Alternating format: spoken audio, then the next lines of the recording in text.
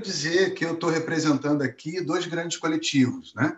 Primeiro, o coletivo dos psicólogos da cidade de Goiás, né, do município de Goiás, que começaram toda a construção dessa estratégia, e eu, de uma certa maneira, estou aqui representando esse coletivo.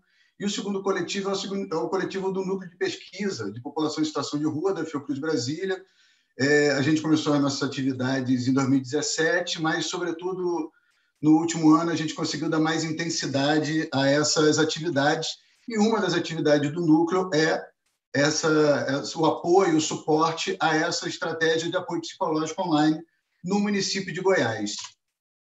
Eu vou traçar um pouco aqui do histórico do que a gente vem fazendo,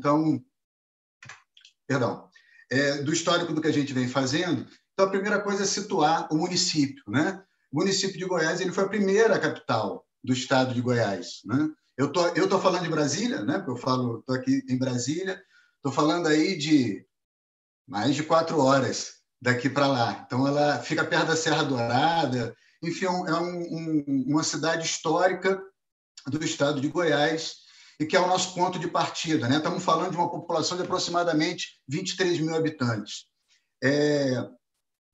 Como eu tinha dito antes, o primeiro movimento que a gente teve foi de um conjunto de psicólogos. Então, nós estamos falando da Daniela, no NASF, do Gilberto, do Cristiano, no CAPS, um CAPS 1 que tem na cidade, e da Aline, que está no SAD, no CEAM. Então, esses psicólogos, todos trabalhadores do Sistema Único de Saúde, se organizaram no contexto da pandemia para pensar um conjunto de ofertas para os trabalhadores da saúde da cidade de Goiás. Então, nós estamos falando de aproximadamente 350 pessoas potenciais a serem atendidas, né? É uma cidade pequena do estado. Na sequência disso, os colegas procuraram a Fiocruz Brasília, procuraram um núcleo de estudos de saúde mental, atenção psicossocial e populações vulneráveis, né? Nós estávamos, naquele momento, mais ou menos no meio de uma oferta. A gente construiu uma oferta muito próxima para o Distrito Federal, né? Então, nós tínhamos uma experiência de apoio psicológico por telefone já construído para o Distrito Federal. Àquela altura, nós lançamos agora, né, 16 cartilhas no contexto do Covid, para a saúde mental e atenção psicossocial. E, àquela altura também, quando o grupo se aproximou de nós, o grupo de Goiás, nós tínhamos um curso que tinha começado naquele momento e que agora já está caminhando para o seu encerramento. E esse curso tem, até o último número que eu tinha na semana passada, mais de 69 mil pessoas inscritas, o que mostra uma outra coisa que eu vou debater aqui, que é o gap da psicologia para conferir valor de uso e algumas estratégias de cuidado nesse contexto. Logo na sequência, mais ou menos um mês depois, eu sou professor de psicologia numa universidade chamada UDF e trouxe para participar, como um espaço de formação, 5 alunos dessa universidade para poder estar com a gente. E aí nós fizemos um primeiro movimento que foi, depois da estratégia montada, né, começar a apresentá-la, né, botar o bloco na rua. Então, nós começamos a falar com os gestores. Isso foi uma coisa surpreendente num primeiro momento. Não conseguimos capilarizar, né, essa oferta de apoio psicológico por telefone, online, videochamada, para os trabalhadores da saúde. Então, foi feito um segundo movimento por esses trabalhadores que estão lá em Goiás, que foi de uma busca ativa. Então, eles começaram a ligar para alguns trabalhadores-chave, sobretudo os agentes comunitários de saúde, e algumas indicações que a gestão fez, e isso produziu um movimento muito mais interessante de adesão. As pessoas começaram a aderir. A gente também já percebeu, pela Fiocruz Brasília, que a oferta do apoio psicológico já garante uma certa estabilidade. Então, o fato das pessoas, dos trabalhadores saberem que existe a quem recorrer, já produz uma certa estabilidade emocional. Na sequência, nós começamos a construir um conjunto de estratégias de comunicação para a população da cidade de uma maneira geral, não só para os trabalhadores. Um outro movimento na sequência foi, a gente começou, e a gente está trabalhando a partir da pirâmide do IAS, que eu vou detalhar mais, mas nós começamos já a fazer a qualificação dos serviços da rede. e eu vou detalhar isso um pouco mais, sobretudo em cima dos primeiros cuidados psicológicos. Então, esse era o nosso grande lastro, né, de cuidado. Então, nesse momento, nós temos aproximadamente 25 pessoas acompanhadas, e algumas ainda em acompanhamento, e 40 pessoas que foram contactadas desde o início. O primeiro caso de Covid aconteceu no mês de julho, o que deu para a gente um certo tempo para a gente começar a fazer uma preparação, né, para o atendimento. Como eu tinha dito antes, a gente tem um conjunto de referências macro para isso, né? A gente pensou a organização das estratégias segundo as fases da epidemia, completamente baseados na pirâmide do IASC, e aí incluindo tanto o SUS quanto as redes sociocomunitárias. Nós trabalhamos também influenciando as redes sociocomunitárias. A ideia de pensar estratégias de intervenção tanto para durante a pandemia quanto para o pós-pandemia. Nós não tivemos tempo de pensar algo antes da pandemia, né? A gente não estava preparado para isso, nós só conseguimos o durante e o pós.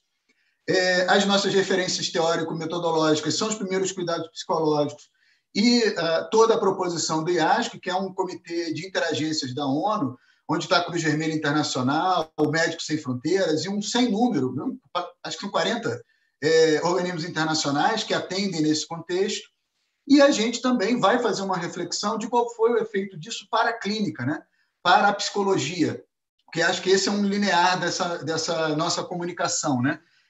A ação pública em saúde, a oferta pública no Sistema Único de Saúde e o impacto disso também para o trabalho do psicólogo, né? Então, essa ideia do atendimento online, a gente vai discutir um pouco isso, esses modelos teórico-metodológicos, e quais são os limites e possibilidades disso, né? Uma outra coisa que para nós é muito caro, né, que a gente trabalhou bastante, sobretudo no curso e nessa formação, um cuidado para a gente não psicologizar e não medicalizar esse processo pandêmico, né, antecipadamente. Então, evitar diagnóstico precoce. A gente não pode falar, seria uma irresponsabilidade falar em epidemias de depressão, de ansiedade. O normal, né, o saudável nesse contexto é ter medo, é estar assustado, é estar ansioso. Isso é o normal nesse momento. Então, a gente pensou muito em trabalhar também nesses contextos. Como eu tinha dito, né, esse é o nosso grande referencial e nós trabalhamos o processo de supervisão, que é onde o núcleo da Fiocruz entra, né, sobretudo em três níveis da pirâmide. O primeiro nível é para a manutenção dos serviços básicos e para a segurança básica da população, isso já estava garantido. Então, o segundo nível, que é o do fortalecimento do laço comunitário, onde nós atuamos muito fortemente. Atuamos também no terceiro nível, que é a qualificação da atenção primária, sobretudo, e o quarto nível, que é o do cuidado direto, é onde os psicólogos fazem a oferta pelo telefone. Então, nós atuamos nos três níveis da pirâmide do IASC. Como eu tinha dito, o primeiro nível ele já estava em funcionamento, a cidade não se desorganizou para isso. Uma cidade muito pequena, com uma oferta modesta de serviços públicos, mas o que tem está sendo lá ofertado. Então, o que a gente atuou logo de início foi no segundo nível. E aí, muito fortemente, o trabalho dos alunos em formação no curso de psicologia dos psicólogos. Então, qual era o objetivo desse nível, né, da pirâmide? Fortalecimento de laço comunitário. E aí foi um conjunto de ligações para as instituições da sociedade civil, com o objetivo de mobilizá-las e instrumentalizá-las. Assim, saímos daquela ideia de sensibilizar, a gente precisa entregar instrumentos para as pessoas saberem o que fazer, com três grandes ofertas. As questões de biossegurança, o que as pessoas, essas instituições precisavam saber sobre biossegurança, o que elas precisavam saber sobre quais são as reações psicológicas esperadas para esse momento, e quais são as ofertas da rede para a hora que as pessoas tiverem algum problema, aonde que elas recorrem. Então, nós ligamos para as rádios comunitárias, inclusive nessa semana, uma das colegas, a Daniela, foi a uma rádio comunitária fazer uma comunicação. Então, a ideia é ocupar o espaço da comunicação em massa. Então, vamos entrar em contato e entrar na agenda da rádio comunitária, dos fóruns de gestão das políticas públicas, das instituições religiosas, dos sindicatos, das estratégias de trabalho e renda. De que forma? Produzindo vídeos e cartazes sobre esses temas, né? Biossegurança, saúde mental, estigma, discriminação e comunicação social, sobretudo porque é uma cidade com muito idoso. Então, a gente precisa fortalecer o laço do idoso com a família. Essa é uma produção, né? Aqui, produção, 100% dos estagiários, eles produziram uma logo super talentosos, né? Além do talento para a psicologia, um talento para as artes gráficas, né? O que nós, lá do grupo de psicólogos, francamente não tínhamos. Então, eles fizeram toda essa condução, então propuseram aqui o marco da cidade, né? Que é o coreto, e aí tudo é pensado em torno do coreto, então a logo pensada em torno do coreto, a ideia de tornar uma linguagem fácil para a população. Então, esses são cartazes, folders que vão por WhatsApp, vão ser espalhados por diferentes mídias, Instagram, tudo que for possível, e 2 vídeos, tudo usando plataforma free, né? Um vídeo de biossegurança e um vídeo de saúde mental, vídeos que eles mesmos fazem, né? São os estudantes de psicologia que fazem esses vídeos, fazem a locução, pensam o roteiro, tudo faz parte da formação deles. No terceiro nível, a gente fez a formação dos colegas da atenção primária, sobretudo, né? Então, o grande mote, né, eram os primeiros cuidados psicológicos e o acolhimento às situações de crise, né, psicossocial. Então, já foram formadas, né, já passaram por esse processo as equipes de saúde da família, o Serviço de Atenção Domiciliar e o NASF, e o CAP está previsto por início do mês que vem. Para poder formar as pessoas para mexer em atributo moral, a gente escolheu uma técnica, né? Mexemos com a ideia da dramatização, né? Teatro do oprimido, sociodrama. Usamos a dramatização porque é um tipo de metodologia formativa que convoca o sujeito a se posicionar na atividade.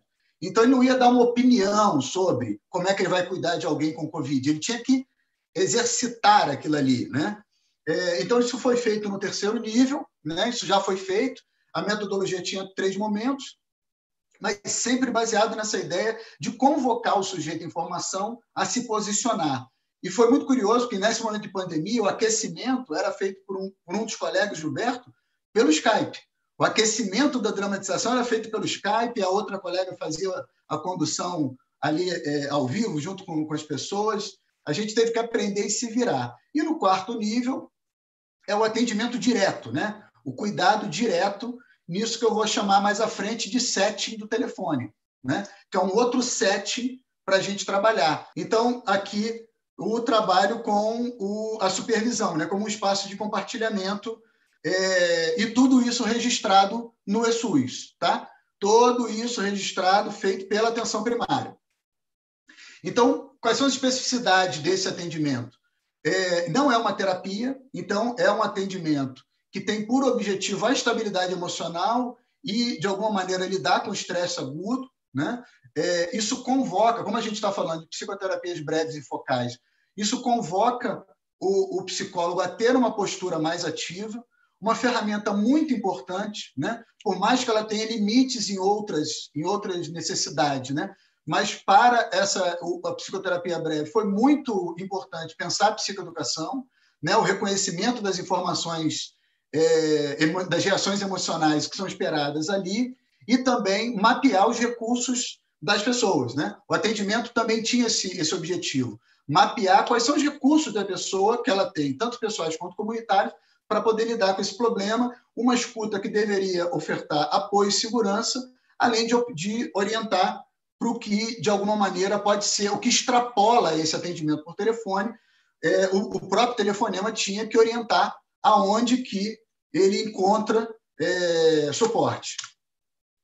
Aqui a supervisão foi um elemento importante para a gente, né? A supervisão era o lastro disso tudo, então a gente tinha a organização do processo de trabalho, né? A clínica propriamente dita e a sistematização e a reflexão disso, né? Então, essa supervisão ela tinha essa função transversal de compartilhamento, formação, monitoramento e avaliação, e, como eu tinha dito, ela acontece 2 vezes por semana, era junto os psicólogos e os estagiários, né? A Beatriz, a Gislene, a Maitê, o Matheus e a Taimara, E isso logo nos mostrou uns hiatos gigantes na formação, né? Hiato na discussão do que é território, do que é redução de danos, do que é rede, do que é política pública. Então, uma separação muito ruim na formação entre clínica, gestão e política, né? Então, a clínica que a gente está empreendendo é uma clínica da defesa de um certo tipo de homem, né? A clínica ela sempre tem essa conexão política, porque a gente fica falando, a pandemia trouxe uma ideia de humanismo, como se falar de humanismo fosse recuperar um humano perdido. E o humanismo é a afirmação de um certo tipo de homem. Isso para nós foi muito importante, né? Convocar os sujeitos à responsabilidade. A gente é responsável pelo tipo de homem que a nossa clínica afirma. Então, para fechar, quais são os grandes efeitos que a gente vê, né?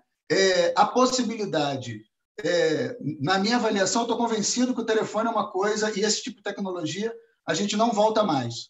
Não é a panaceia, não vai resolver coisas que são para ser resolvidas com outra densidade de cuidado, mas esse tipo de tecnologia ajuda muito para o monitoramento de famílias, monitoramento de casos, vai ajudar muito a atenção primária de uma maneira geral, não só para a saúde mental, né? A ampliação das pessoas do que é o contato com a psicologia. Então, isso foi muito importante, porque as pessoas têm aquele tabu, né? De que não, só falo com psicólogo porque eu estou muito mal, por conta da loucura, e foi importante para a gente fazer desmistificar isso. Ampliamos fortemente, né? Conseguimos, de alguma maneira, ampliar a oferta de saúde mental na atenção primária e fica uma questão muito cara para nós, né? Qual é a intensidade de sofrimento psíquico possível de ser acompanhada, acolhida e tratada na atenção primária? Os CAPs a gente já sabe o que vão fazer, né? A atenção primária a gente ainda tem que construir. E essa experiência mostrou para a gente que isso é bastante importante. Eu vou parar por aqui.